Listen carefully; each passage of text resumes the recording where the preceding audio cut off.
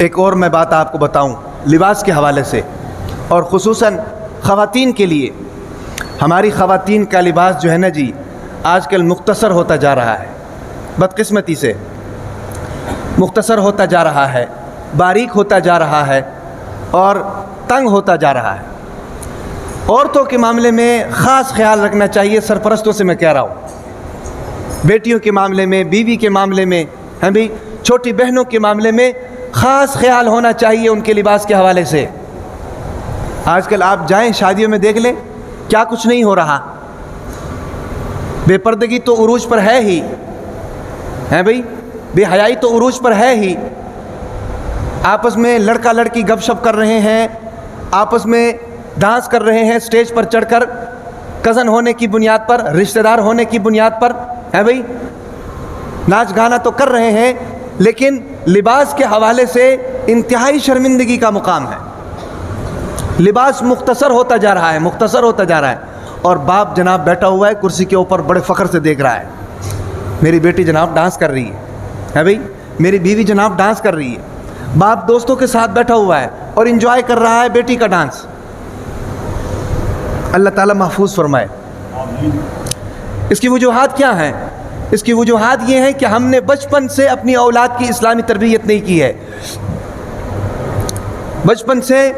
اگر چھوٹے کپڑے پہن لیے تو چھوٹا سمجھ کے چھوڑ دیا، باپ کے ساتھ بدتمیزی کی چھوٹا سمجھ کے چھوڑ دیا۔ اور ایک سب سے بڑی غلطی ہم کیا کرتے ہیں بچپن میں، اگر ہماری اولاد کوئی بات نہیں کرتی نا تو اس کو فورس کرتے ہیں کہ بھئی آپ بات کریں، آگے بڑھیں،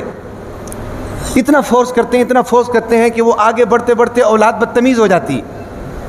کسی بڑے کے ساتھ بات کرنے کا رنگ ڈھنگ نہیں آتا ہے۔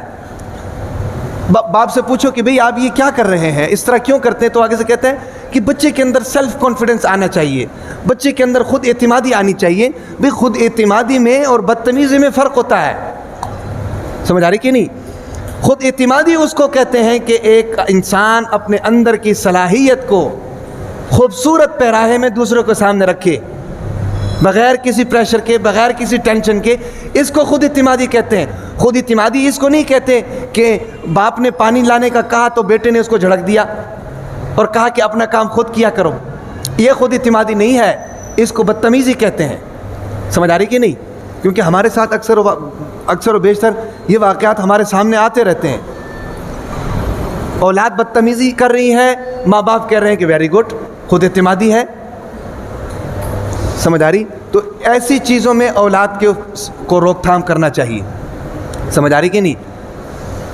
تو جب ہم یہ کرتے ہیں نا جی پھر اولاد بڑی ہو کر اپنی منمانی کرتی ہے۔ بچپن میں باپ کو جھڑکا، باپ نے خود اعتمادی کے نام پر چھوڑ دیا، بچہ ہونے کی وجہ سے چھوڑ دیا، ہیں بھئی جس طرح کا مرضی لباس ماں نے پہنا دیا، باپ نے بچی سمجھ کر چھوڑ دیا،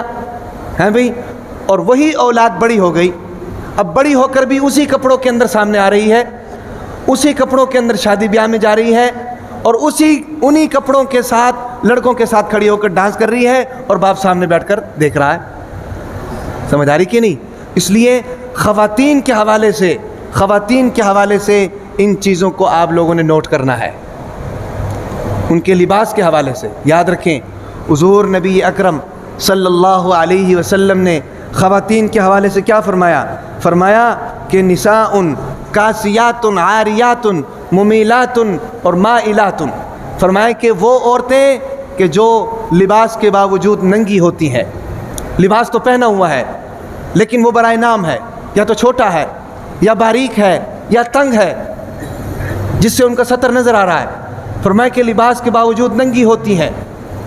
اور دوسروں کی طرف مائل ہوتی ہیں، دوسروں کو اپنی طرف مائل کرتی ہیں، فرمایا کہ ایسی عورتوں کے لیے فرمایا حضور نبی صلی اللہ علیہ وسلم نے کہ وہ عورتیں جنت کے قریب بھی نہیں جا سکتی ہیں،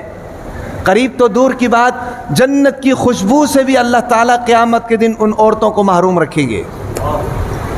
سمجھ آ رہی کہ نہیں؟ اس لیے اس چیز کی حفاظت ہونی چاہیے۔